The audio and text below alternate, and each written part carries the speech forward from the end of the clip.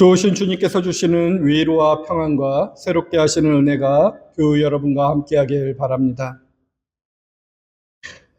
오늘 이사야 말씀을 먼저 생각해 보겠습니다. 포로로 끌려갔던 백성들이 고향 땅에 돌아왔습니다.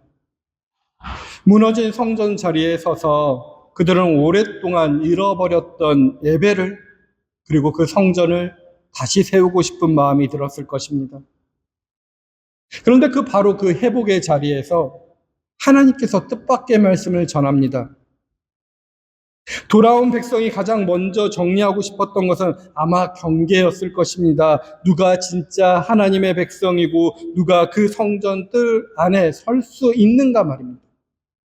마치 한국 기독교가 일제시대를 겪고 난 뒤에, 해방된 뒤에 그 일제시대 가운데 속에서 누가 진정 기독교인답게 살았는가라는 것을 따지고 들었습니다. 아마 그와 비슷했을 것입니다. 누가 진짜이고 가짜인지 포로 이후에 돌아온 자들이 포로 시대의 그 예배 생활들을 되돌아봤을 것입니다. 그러나 하나님께서는 정반대의 말씀으로 그들의 기대를 뒤엎으면서 오늘 말씀을 시작합니다. 오늘 이사야 1절 보십시오. 주님께서 말씀하신다. 너희는 공평을 지키며 공의를 행하여라. 나의 구원이 가까이 왔고 나의 의가 곧 나타날 것이다.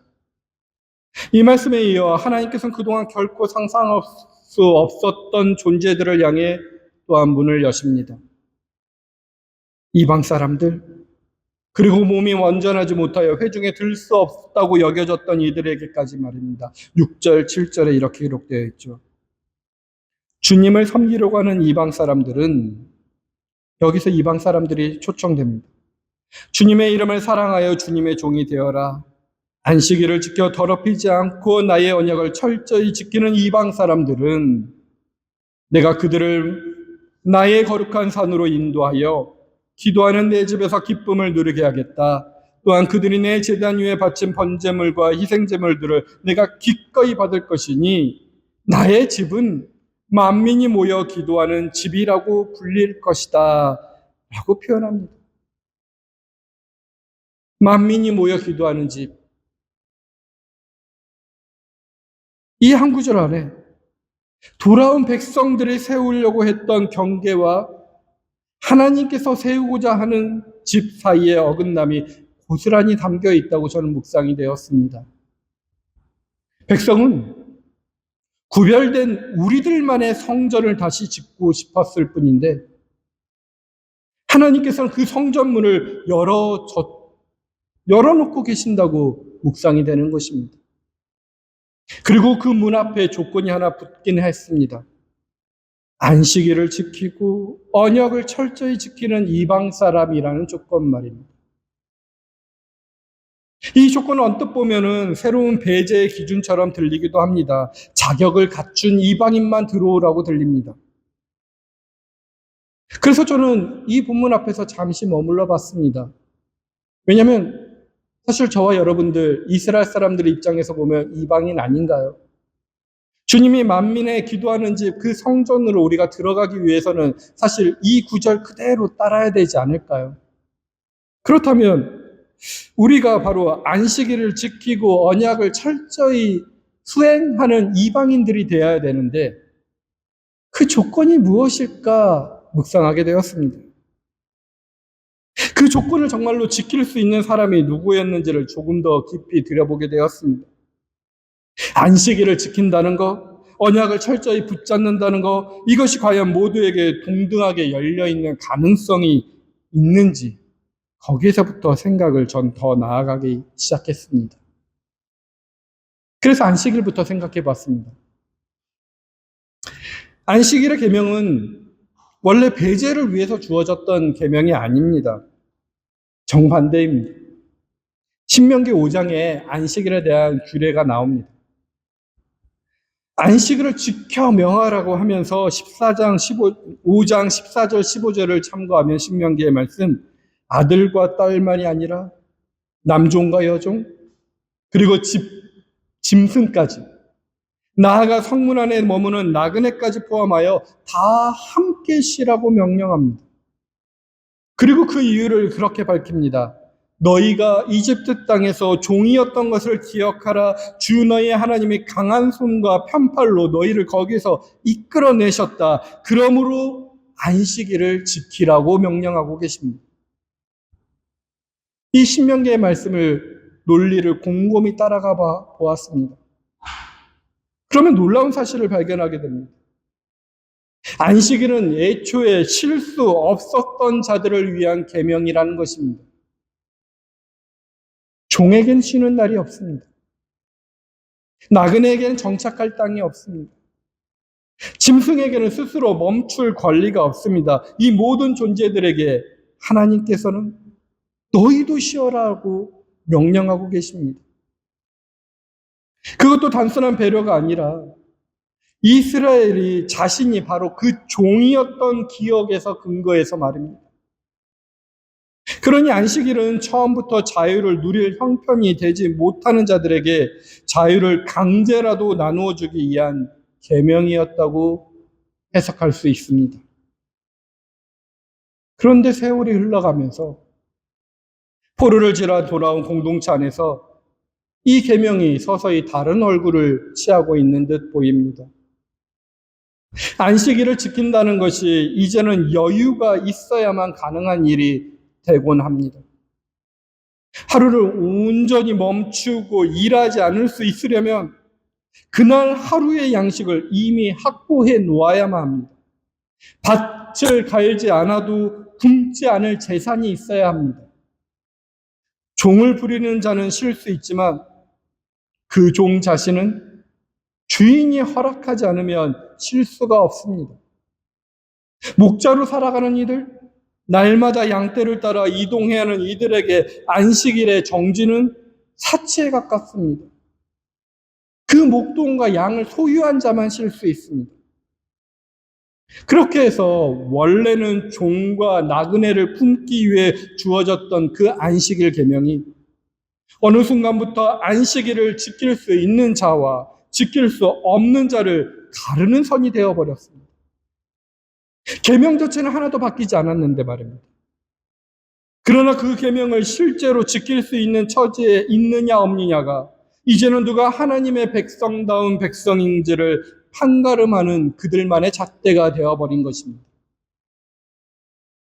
이사야 56장이 오늘 본문의 56장이 안식일을 지키는 이방인을 향해 문을 연다고 말할 때 이 말씀을 오늘 우리 시대의 감각으로 조용히 흘러들여서는 안 됩니다. 그것은 자격을 갖춘 소수의 이방인에게만 열린 문이 되어버릴 위험이 있기 때문에 우리는 조심해서 이 말씀을 해석해 봐야 됩니다. 그렇다면 이 문제 속에서 이런 고민을 해봐야 됩니다. 안식일을 지킬 형편도 되지 못하는 자, 아예 언약 공동체 안에 발을 들여놓지 못하는 자, 그런 이에게도 하나님의 자비가 처음부터 닫혀 있었던 것은 아닌가라는 의구심이 듭니다. 근데 그 질문에 대한 답을 저는 마태복음 속에서 오늘 들어보게 되었습니다. 오늘 마태복음은 뜻밖의 자리를 준비합니다. 오늘 복음서의 말씀은 가나안 여인의 이야기가 시작됩니다. 그런데 이 마태복음의 말씀 속에서 15장 앞장, 14장, 16장 말씀을 여러분 같이 한번 읽어보시길 바랍니다. 이번 주는.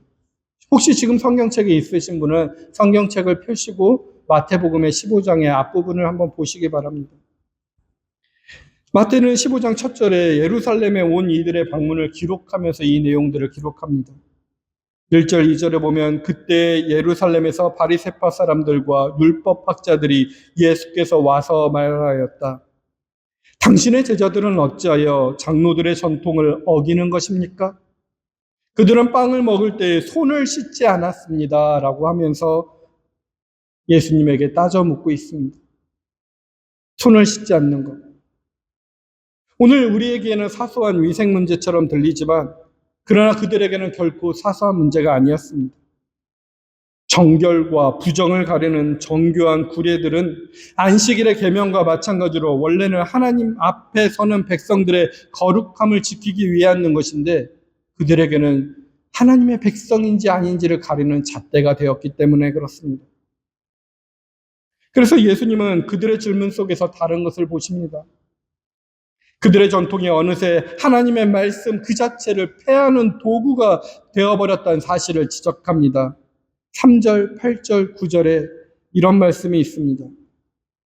너희는 어찌하여 너희의 전통 때문에 하나님의 계명을 어기느냐? 또한 8절, 9절에 이 백성이 입술로는 나를 공경해도 마음은 나에게서 멀리 떠나 있다. 그들은 사람의 훈계를 교리로 가르치며 나를 헛되이 예배한다 표현합니다. 그리고 예수님은 결정적인 한 말씀을 덧붙입니다. 11절에 입으로 들어가는 것이 사람을 더럽히는 것이 아니라 입에서 나오는 것, 그것이 사람을 더럽힌다 말씀하십니다. 즉, 이 말씀은 단순히 손 씻는 것을 넘어섭니다. 이것은 정결과 부정이라는 경계선 자체를 다시 그리시는 예수님의 선언이었습니다. 무엇을 먹었는지, 손을 씻었는지, 어느 혈통에서 태어났는지 이런 것들이 사람을 하나님 앞에서 결정지지 않는다는 것입니다. 그런데 바리새인과 율법학자들은 정확히 그 반대의 논리로 살아가고 있습니다. 씻은 손과 씻지 않는 손, 지킬 수 있는 자와 지킬 수 없는 자, 안에 있는 자와 밖에 있는 자를 나누는 논리로 말입니다. 우리가 앞서 물었던 안식일의 문제를 이 내용과 겹쳐 놓는다면 하나의 그림이 선명해집니다. 원래 종과 나그네와 짐승까지 품어주었던 그 계명들이 정결법이란 이름으로 정교하게 다듬어지면서 오히려 성문을 걸어 잠그는 빗장이 되어버린 것입니다. 만민이 모여 기도하는 집이 되어야 할 그 자리에 이제는 자격을 갖춘 자들만 드나드는 닫힌 집이 되어버렸다라는 것입니다. 그리고 바로 이 논쟁 직후에 마태는 예수의 발걸음을 그 닫힌 집 바깥 이스라엘의 경계의 너머로 옮겨놓고 있습니다. 그곳에서 벌어질 일은 방금 우리가 목격한 정결의 논쟁을 전혀 다른 각도에서 다시 비추어 줄 것입니다. 오늘 주어진 본문 21절부터 또한 같이 보기 바랍니다. 오늘 본문 21절 보십시오. 예수께서 거기에서 떠나서 두로와 시돈 지방으로 가셨다 합니다. 이스라엘은 닫힌 집이 되어버렸습니다. 만민이 기도하는 집이 아닙니다. 예수님께서는 거기서 떠나서 이스라엘의 경계 바깥 이방의 땅으로 가셨습니다.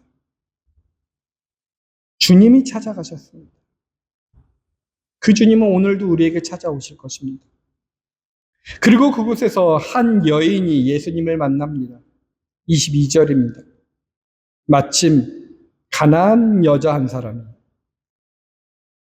가나안 족속이라고 합니다. 가나안 족속은 어떤 족속인가요? 이스라엘이 가나안 땅을 정복하며 그때 하나님께서 진멸하라고 명령받은 족속입니다.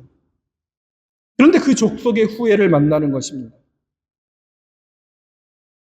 언약의 백성 역사 가운데 이 가나안이라는 이름은 처음부터 끝까지 적대와 경계의 대상이었습니다. 그러니 남자들끼리도 이스라엘 사람들은 가나안 족속 사람과 대하지 않습니다. 근데 오늘 이 성경의 장면을 한번 보십시오.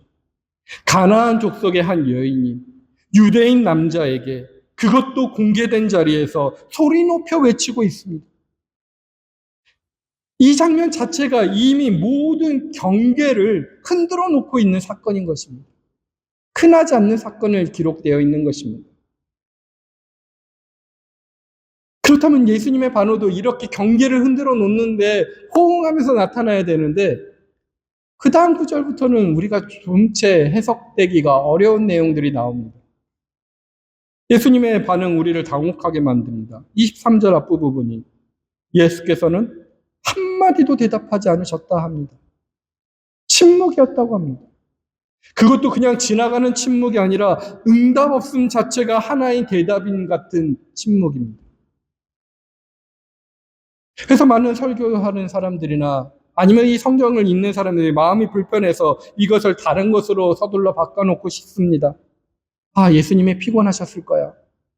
아, 예수님이 이 여인을 시험하는 중일 거야. 아니야. 그 당시에 있었던 어떠한 속담을 인용하신 것뿐일 거야. 그러나 오늘 이번 주 저는 이 말씀을 본문하면서 그런 순화하는 해석들은 전 잠시 내려놓았습니다.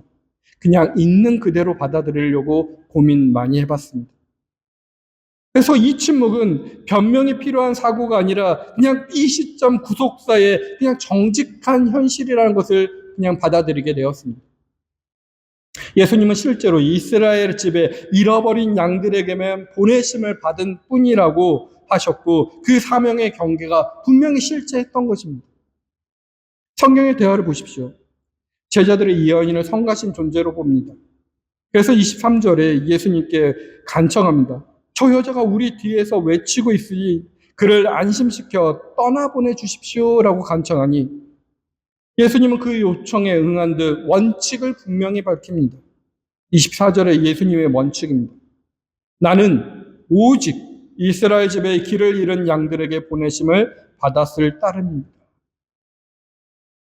예수님께서 핑계대는 것이 아닐 것입니다. 예수님은 실제로 자신을 보내신 분의 뜻에 온전히 순종하고 있음을 선언합니다. 이스라엘 향한 우선적인 사명, 그것이 그 시점 구원사의 질서였다라는 것입니다. 그러니 이것을 받아들이니 이 여인이 마주한 것은 변덕스러운 인간의 냉대가 아니라 아직 열리지 않는 구원사의 벽 그 자체를 맞이하게 된 것입니다. 그런데 여인은 그 벽 앞에서 물러서지 않습니다. 이어진 25절을 보니 여자는 나와서 예수께 무릎을 꿇고 간청하였다고 합니다. 주님, 나를 도와주십시오. 저는 주보에 그래서 이런 그림을 이번 주는 실어봤습니다. 제임스 티소의 가나안 여인. 한번 그림을 보십시오. 그림 속의 여인은 예수님 앞에 몸을 낮추고 있지만 그 자세는 어떠한 패배가 아니라 오히려 온 존재를 건 간청의 자세처럼 보입니다. 화가는 이 여인의 얼굴을 굴욕이 아니라 철박의 집중으로 그려내고 있다고 해석됩니다. 무릎을 꿇었지만 시선은 흔들리지 않는 물러설 곳이 없는 자의 눈빛으로 그려놓았습니다. 아마도 여인은 이러한 자세로 예수님 앞에 서 있지 않았을까요?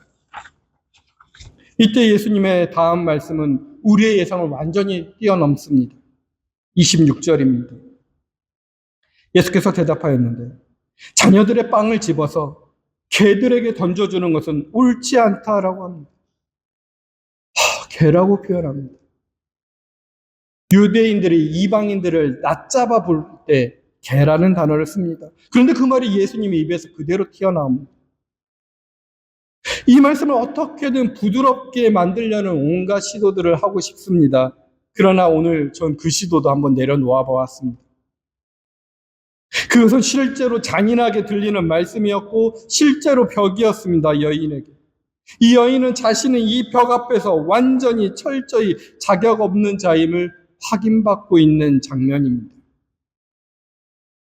근데 이 벽 앞에서 선 여인의 다음 말은 또 우리 예상을 뛰어넘습니다. 그 어떠한 반응과도 다릅니다. 27절 여인의 반응을 보십시오. 주님, 그렇습니다. 그러나 개들도 주님의 상에서 떨어지는 부스러기는 얻어먹습니다. 라고 표현합니다.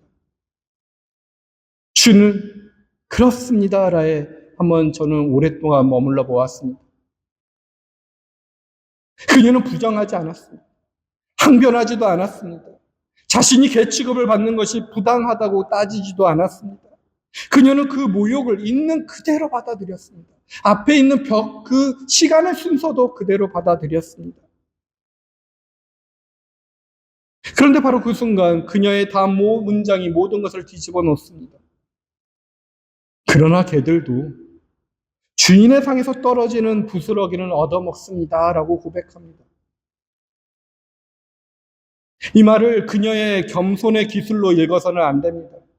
그녀는 지금 자신의 무릎 꿇은 그 상 위에 무엇이 있는지 정확히 알고 있다고 저는 묵상해 보았습니다. 무엇을 알았을까요? 제가 서두에 말씀드렸죠. 이번 주는 마태복음의 14장, 15장, 16절을 다 연결해서 한번 읽어보시라.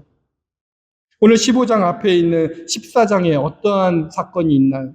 성경책에 있으면 한번 보십시오. 오병이의 사건이 있습니다. 14장 20절에 보니 그들은 모두 배불리 먹었다. 남은 부스러기를 모으니 12광줄에 가득 찼다라는 사건이 기록되어 있습니다.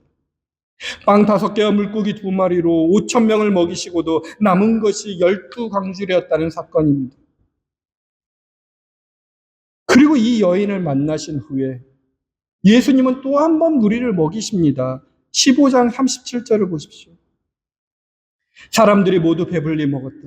그리고 남은 부스러기를 주워 모으니 7광주리가 가득 찼다 표현합니다.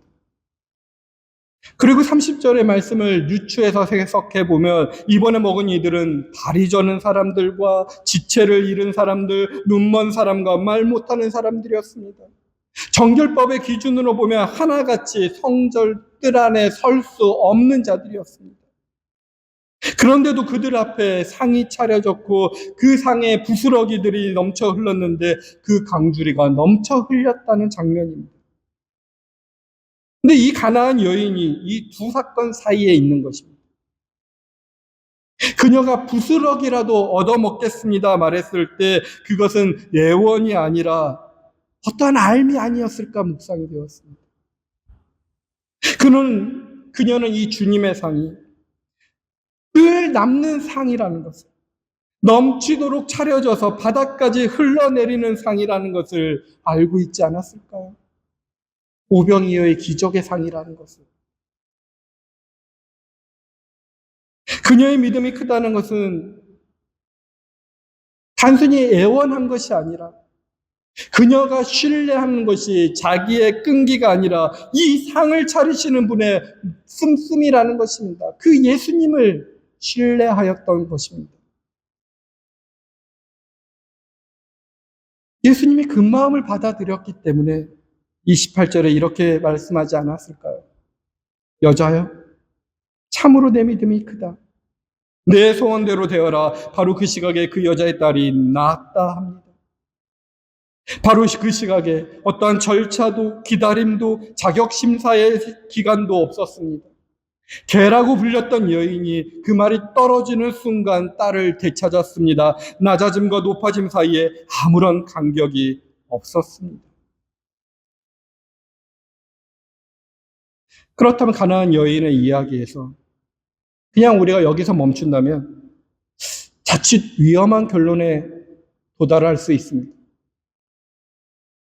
닫혀있던 이스라엘과 그 벽을 뚫고 들어온 이방 여인, 이런 구도로 이야기를 마무리하게 된다면 우리는 어느새 또한 벽을 뚫은 자와 뚫지 못하는 자로 나누게 될 것으로 그 부분이 위험하다고 생각되었습니다. 그렇기 때문에 오늘 우리 로마서의 말씀을 깊이 묵상해야 된다고 생각되었습니다. 바울은 로마서 11장에서 바로 이 지점을 경계합니다. 오늘 로마서 말씀 보십시오. 1절과 2절의 앞부분입니다.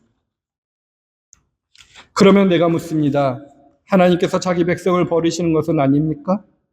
그럴 수 없습니다. 나도 이스라엘 사람이요 아브라함의 후손이요 베냐민 지파에 속한 사람입니다. 하나님께서는 미리 하신 자기 백성을 버리지 않으셨습니다. 라고 표현되어 있습니다. 바울은 이방인이 이스라엘을 대신했다는 식의 이해를 단호히 거부하고 표현한 것입니다. 그리고 그의 논증은 훨씬 더 깊은 곳으로 내려갑니다. 그것이 29절에서 30절, 31절의 말씀입니다. 하나님께서 주시는 고마운 선물과 부르심은 철회되지 않습니다. 전에 하나님께 순종하지 않던 여러분이 이제 이스라엘 사람의 불순종 때문에 하나님의 자비를 입게 되었습니다. 이와 같이 지금은 순종하지 않고 있는 이스라엘 사람들도 여러분이 받은 그 자비를 보고 회개하여 마침내 자비하심을 입게 될 것입니다. 라고 표현합니다. 여기서 바울이 그리는 그림은 순환인 것입니다.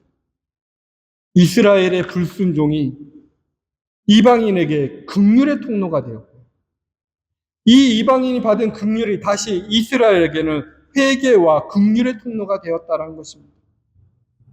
이 이스라엘도 이방인도 누구도 자기 힘으로 그 이룬 것이 아니라는 것입니다. 오히려 모두가 어느 시점에서 불순종의 자리에 있었습니다. 벽이 부딪히는 자리에 있었습니다. 그리고 바울은 이 모든 것의 결론을 하나의 문장으로 압축합니다. 32절 보십시오. 하나님께서 모든 사람을 순종하지 않은 상태에 가두신 것은 그들에게 자비를 베푸시라는 것입니다. 아멘. 모든 사람, 이스라엘도, 이방인도, 바리새인도, 가나안 여인도 외에가 아닙니다. 하나님께서는 모든 사람을 순종하지 못한 상태에 가두셨습니다. 무엇인가 벽을 느끼는 상태로 초청하셨습니다. 그런데 그 목적이 심판이 아니라 긍휼이라는 고백입니다. 이 가두심은 어느 한 사람을 향한 것이 아닙니다. 그 안에는 이스라엘도, 바리새인도, 그리고 우리 자신도 함께 얽매여 있는 것입니다. 그러므로 가나안의 여인의 이야기는 그녀가 우리보다 나았다라는 이야기가 아닙니다. 그것은 우리 모두가 갇혀 있었고 우리 모두가 그 갇힘 속에서 긍휼을 발견할 수 있다라는 이야기로 해석해야 되는 것입니다.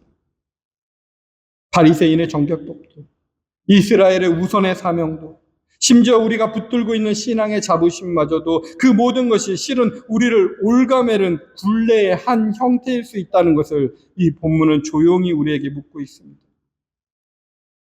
이 부름은 저 멀리 이스라엘과 바리새인만에 향한 것이 아니었습니다. 바로 오늘 우리에게도 말하는 것입니다. 바울은 고린도 교회를 향해 또 다른 성전 하나를 가리켜 표현한 구절이 있습니다. 고린도전서 3장 10절에 너희는 너희가 하나님의 성전인 것과 하나님의 성령이 너희 안에 계시는 것을 알지 못하느냐 표현합니다. 예루살렘의 성전만이 아니라 사람 하나하나가 저와 여러분 한 분 한 분이 이미 하나님께 거하시는 집으로 지음받았다라는 것입니다. 그렇다면 오늘 우리가 이사야서에서 읽은 그 약속, 만민이 모여서 기도하는 집, 그건 저 먼 예루살렘의 성전들에서만 이루어지는 일이 아닙니다. 그것은 이미 우리 각자의 존재 안에서 이루어져야 되는 일입니다. 우리는 이미 만민이 기도하는 집으로 성전으로 지음받은 자들입니다. 이웃들이 나를 통하여 하나님을 만나도록 지음받았습니다. 근데 우리의 실상은 어떤가요? 나는 이미 열려있는 집으로 지음받았음에도 불구하고 날마다 문을 걸어 잠그는 성으로 살아갑니다. 구별합니다. 곁에 있는 사람의 말을 경청하지 않습니다. 내 안에 있는 상처와 방어가 앞서 우리가 목격했던 그 벽, 안식일을 지킬 수 있는 자와 없는 자로 가르던 벽, 또한 정결법으로 이웃을 밀어냈던 벽, 수많은 갖가지의 벽들로 내 안에서 그대로 재현됩니다. 내 안에도 이미 넘치도록 차려지는 부스러기의 은혜가 있겠지만 그 은혜는 나 자신에게도 이웃에게도 흘러가지 못한 채 우리 스스로 가둬두고 살아가고 있지는 않은지요. 근데 오늘 우리가 가나안 여인에게서 본 것은 벽이 스스로 무너진 사건이 아니었습니다.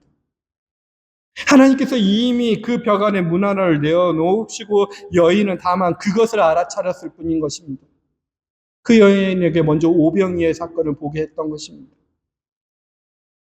우리 안의 벽도 다르지 않습니다. 내가 그 문을 뚫어야 될 문이 아닙니다. 내가 성벽을 무너뜨려야 되는 것이 아닙니다. 하나님께서 나를 지으실 때 이미 나를 열어놓은 집으로 지으셨고 예수 그리스도를 깨닫고 알아보게 하셨고 예수 그리스도의 부스러기의 은혜를 경험할 수 있는 긍휼을 받은 자들입니다. 그것을 작은 것을 깨달으면 됩니다. 근데 그 알아차림에 일어서는 자리에 낯선 일이 벌어집니다. 닫혀있던 것이 열리는 것이 아니라 처음부터 열려있다는 사실이 드러나는 것입니다. 12강줄이와 7강줄이처럼 이미 넘치도록 차려져 있던 것이 비로소 흘러나오게 되는 것입니다. 통하지 않던 이웃과 갑자기 말이 통해서가 아니라 예초에 하나님이 지어놓으신 그 열린 자리에서 우리가 비로소 함께 서 있게 되는 것입니다. 오늘 이 말씀을 깊이 묵상하며 말씀을 마무리하기를 원합니다. 이제 우리는 그 처음의 자리로 돌아갑니다. 포로에서 돌아온 백성이 성전 자리에 서서 하나님께 주셨던 그 말씀을 다시 한번 보기를 원합니다. 7절, 8절입니다. 또한 그들이 내 제단 위에 바친 번제물과 희생제물들을 내가 기꺼이 받을 것이니 나의 집은 만민이 모여 기도하는 집이라 불릴 것이다. 쫓겨난 이스라엘 사람들을 모으시는 주 하나님께서 말씀하신다. 내가 이미 나에게로 모아드린 사람들 외에 또 더 모아드리겠다. 아멘. 이 약속은 예루살렘의 성전들에서 멈추지 않았습니다. 12강주와 7강주를 넘쳤던 그 상을 지나서 개나 불리던 큰 여인이 부스러기를 얻어먹던 그 상을 지나서 마침내 오늘 우리 각자의 존재 안에까지 이르게 되는 것입니다. 또 더 모아드리겠다라는 그 말씀은 예루살렘의 성전들에서만이 아니라 오늘 이 자리 우리 각자의 안에서도 여전히 유효합니다. 근데 성도 여러분, 오늘 우리 각자는 어느 자리에 서 계십니까? 안식일을 지킬 여유가 있어서 스스로 자격이 있다고 여기며 서 있는 자리입니까? 아니면 그 여유조차 없어 상 아래에서 부스러기를 구할 수밖에 없는 자리입니까? 혹은 이미 만민이 기도하는 집으로 지음 받았음에도 날마다 그 문을 걸어 잠그며 살아가고 있지는 않으신지요? 그러나 이 상 앞에서 이 모든 자리가 결국 하나님의 진실 앞에서 만납니다. 12강주리도 7강주리도 가나안 여인이 받은 부스러기도 그리고 내 안에 이미 내어놓아진 그 문도 모두 같은 씀씀에서 흘러나온 것이라는 진실 말입니다. 예수 그리스도의 씀씀이입니다. 사랑하는 성도 여러분, 예수님의 침묵도 진짜였고 개라는 말도 진짜였습니다. 내 안에 닫힌 성도 진짜입니다. 그러나 그 침묵과 모욕과 닫힘 앞에서, 벽 앞에서 상은 이미 차려져 있고요. 문은 이미 내어져 있었고요. 성전은 이미 열린 집이었던 것입니다. 우리가 그 상 앞에 무릎을 꿇는 순간에 그 넘침이 우리에게 이르는 순간 사이엔 아무런 간격도 없을 것입니다. 바로 그 시각에 그녀의 딸이 낳은 것처럼 말입니다. 우리 안에 있는 성전, 내 집이 만민이 모여 기도하는 집이라고 불릴 것입니다. 이 약속은 오늘도 유효합니다. 저 성전들에서도 오늘 우리의 각자 안에 속에서도 그 집의 상은 이미 넘치도록 차려져 있습니다. 예수라는 믿음의 문턱을 넘어 이미 열려있는 성전을 회복하셔서 부스러기의 풍요를 누리는 저와 여러분이 되시길 주님의 이름으로 간절히 축원드립니다. 살아계신 하나님 아버지, 오늘도 말씀 앞에 섰습니다. 안식일을 지킬 여유조차 없던 이들을 이미 품으시고 괴라 불리던 여인의 부르짖음에 바로 그 시각에 응답하신 주님, 오늘 우리도 그 상 앞에 섰습니다. 그리고 고백합니다. 우리 각자가 이미 만민이 기도하는 집으로 지음받았음을, 그러나 날마다 그 문을 걸어 잠그고 살아온 날들을 고백합니다. 이웃의 말을 정말로 듣지 않았던 순간들을, 내 안의 벽을 지키느라 넘치는 부스러기조차 흘려보내지 못했던 시간들을 주님 앞에 내려놓습니다. 주님, 우리가 스스로 문을 만들어낼 수 없음을 압니다. 다만 주님께서 이미 내어놓으신 그 문을 오늘 하나씩 알아차리게 하여 주옵소서. 12강주리와 7강주리를 넘치게 하셨던 그 씀씀이가 오늘 우리의 각자의 삶에서도 흘러넘치게 하여 주시옵소서. 우리의 각자를 갇힌 자리에 그대로 버려두지 않으시고 자비를 베푸시려고 가두시는 주님, 이 자리에 모인 모든 이들이 서로에게 이미 열린 집이 되어가는 것을 보게 하여 주시옵소서.